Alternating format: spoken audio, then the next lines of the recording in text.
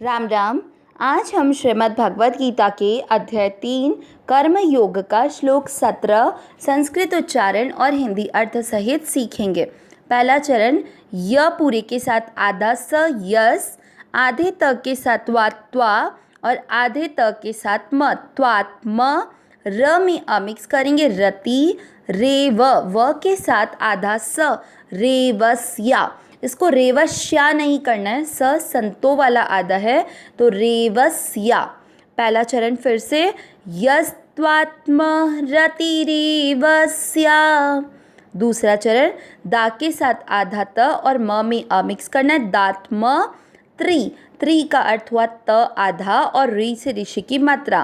त्रि के साथ आधा प त्रिप, त के साथ आधा श त्रिश त्रिप्तश त्रिप्तश।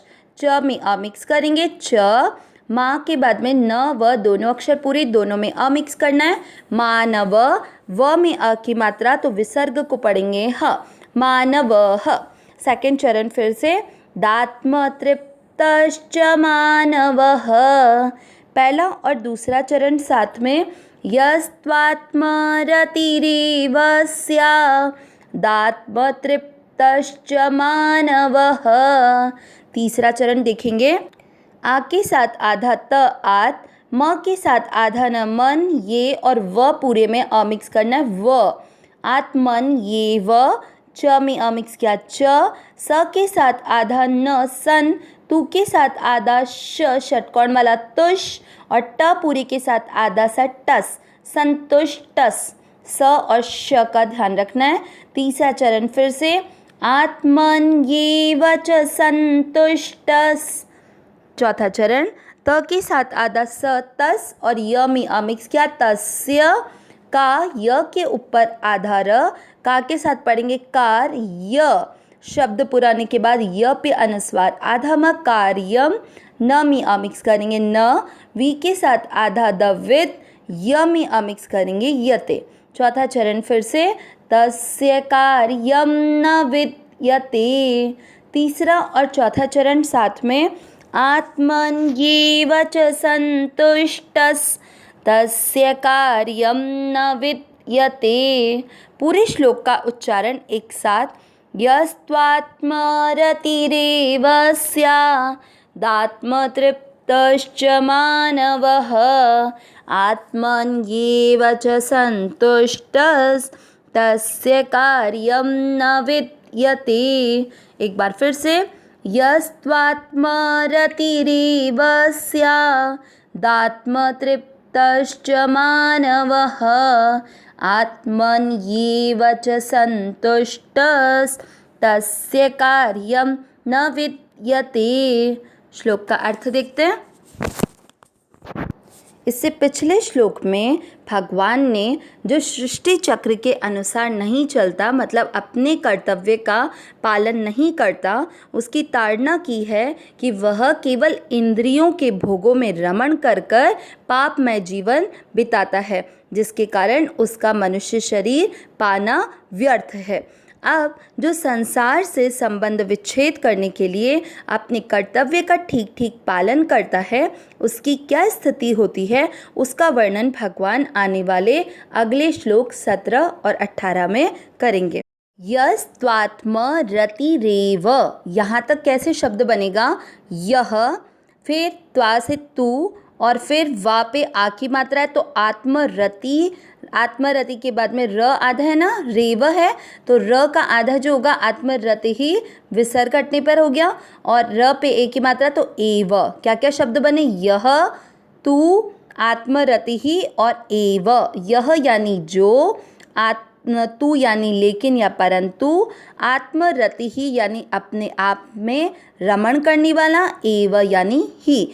तो आत्मरति ही और एव का अर्थ क्या हो गया, अपने आप में ही रमण करने वाला। आगे स्यादात्म, तो रेवस्या किया था तो रेव तक तो अपन ने कर लिया। स्या और दात्म का आधा था तो स्यात बनेगा। स्यात यानी शब्द का अर्थ होता है द पे आ की मात्रा है तो आत्मतृप्तः, अब आधा श है वो आत्मतृप्तः और च इन दो शब्दों को जोड़ रहा है। तो आत्मतृप्तः यानी अपने आप में ही तृप्त, और च यानी और, मानवः यानी मनुष्य। आत्मन्येव, आत्मन्येव में दो शब्द हैं, आत्मनि धन एव। आत्मनि यानी अपने आप में, एव यानी ही, च यानी और। संतुष्टस्तस्य, तो संतुष्टस में संतुष्टः जो विसर्ग हटने पर आधा से आया, संतुष्टः यानी संतुष्ट, और तस्य यानी उसके लिए, कार्यम कोई कर्तव्य, न यानी नहीं, विद्यते यानी है। तो अर्थ क्या निकला? परंतु जो मनुष्य अपने आप में ही रमण करने वाला और अपने आप में ही तृप्त और अपने आप में ही संतुष्ट है, उसके लिए कोई कर्तव्य नहीं है। ये तो शब्दों के अनुसार अर्थ निकला। अब इस अर्थ को थोड़ा और डिटेल में क्लियर समझेंगे।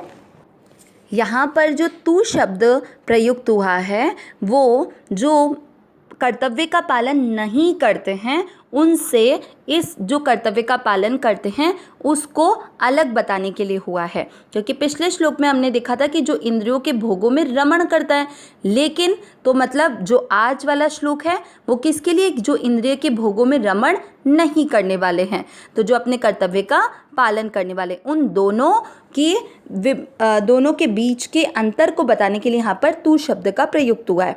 अब यहाँ चीज़ क्या देखनी है कि जब तक एक इंसान, एक मनुष्य अपना संबंध इस संसार से मानेगा तो वह अपनी रति यानी प्रीति, जो इंद्रियों के भोग, स्त्री, पुत्र, परिवार, इन सब से मानेगा। तृप्ति किससे मानेगा? जो भोजन, अन्न, जल मिलता है उससे मानेगा। और संतुष्टि किससे मानेगा? धन से मानेगा। लेकिन जब इसकी प्रीति, तृप्ति और संतुष्टि न तो कभी पूर्ण हो सकती है और न ही हर समय रह सकती है, क्योंकि ये सब कुछ क्या है? जड़ है, नष्ट होने वाली है। लेकिन हम स्वयं कैसे हैं? चेतन हैं, सहज सुख राशि हैं, अविनाशी हैं। तो इसलिए हमारा संसार के साथ में लेश मात्र भी संबंध नहीं है। इसलिए प्रीति, तृप्ति और संतुष्टि ये तीनों हमारी संसार से नहीं हो सकती है। जैसे हम जानते हैं कि संसार में कोई चीज़ की हमने इच्छा की, वो चीज़ जब तक नहीं मिलती तब तक हमें उसकी लालसा रहती है।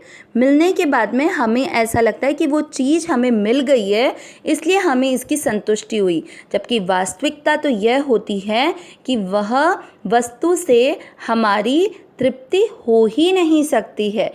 वह वस्तु मिल जाने से उसकी कामना मन से निकल जाती है, और वो कामना के निकल जाने से हमें शांति की प्राप्ति होती है।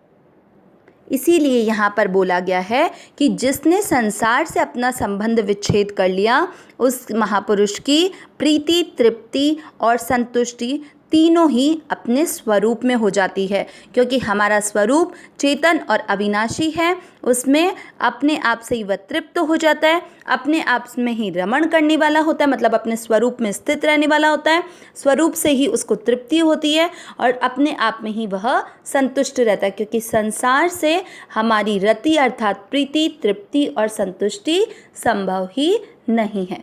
अविनाशी सहज सुख राशि, हे नाथ, हे मेरे नाथ, मैं आपको भूलूं नहीं।